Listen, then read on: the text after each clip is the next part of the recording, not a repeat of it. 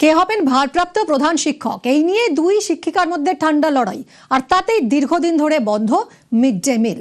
পূর্ব মেদিনীপুরের খেজুরির Ajaya girls school, সেখানকার এই দীর্ঘদিন ধরে যে অচলাবস্থা চলছে, মিড ডে মিল বন্ধ হয়ে রয়েছে, পড়ুয়ারা খাবার পাচ্ছে না, সেই খবর আমরা দেখাই। আর তারপরই জেলা শাসক তিনি পৌঁছে যান স্কুলে, দীর্ঘদিনের অচলাবস্থা কাটে, মিড ডে মিল পাচ্ছে এখন পড়ুয়ারা।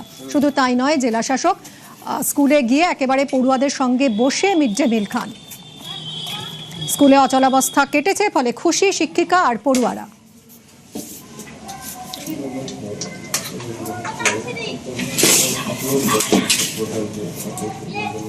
এটা তো আমাদের কাছে খবর পৌঁছতে একটু টাইম লেগেছে। খবর পেয়েছি, সঙ্গে সঙ্গে ব্যবস্থা নিয়েছি। আমি নিজেই এসেছি এখানে, আজকে রান্না হলো, বসে বাচ্চাদের সঙ্গে খেয়েছি। আশা রাখছি কি এখান থেকে সব কন্টিনিউ হবে, খাবার অ্যাজ পার মেনু দেওয়া হবে। বাচ্চারাও খুশি আছে।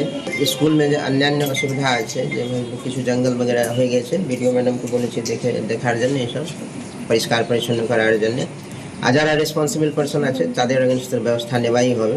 এরকম ক্যাজুয়ালি কাজ করলে হবে না। या 15 দিন ধরে কেন মিড ডে মিল বন্ধ থাকবে। আর স্যালারি নিয়ে যে খবর পেয়েছি, টিচার ইনচার্জ চার্জ নিয়েছেন, তাকে বলেছি ইমিডিয়েটলি প্রপোজাল পাঠাতে, তাকে সবার স্যালারি হয়ে যায়। আর যারা রেসপন্সিবল আছেন তাদের এগেনস্টে আমরা ব্যবস্থা নেব। আপনাদেরকে আমি সাধুবাদ জানাই। আমাদের অনেক অনেক খুশি হয়েছে, অনেক আনন্দিত হয়েছি যে আসার জন্য। ধন্যবাদ অনেক। আর আমাদের ফুলও দিয়েছি, আমাদেরও ফুল দিয়েছে। দীর্ঘদিন বাদে স্কুলে মিড ডে মিল চালু হলো, তোমাদের কথা শুনলো, কি বলবে এটা নিয়ে? ধন্যবাদ আমাদের পক্ষ থেকে, এইটাই চাই। মিড ডে মিল চালু থাকুক ও পরিষ্কার পরিচ্ছন্ন থাকুক, এইটাই চাই। খেজুরির এই স্কুলে দীর্ঘদিন বন্ধ ছিল মিড ডে মিল, বন্ধ ছিল শিক্ষিকাদের বেতন।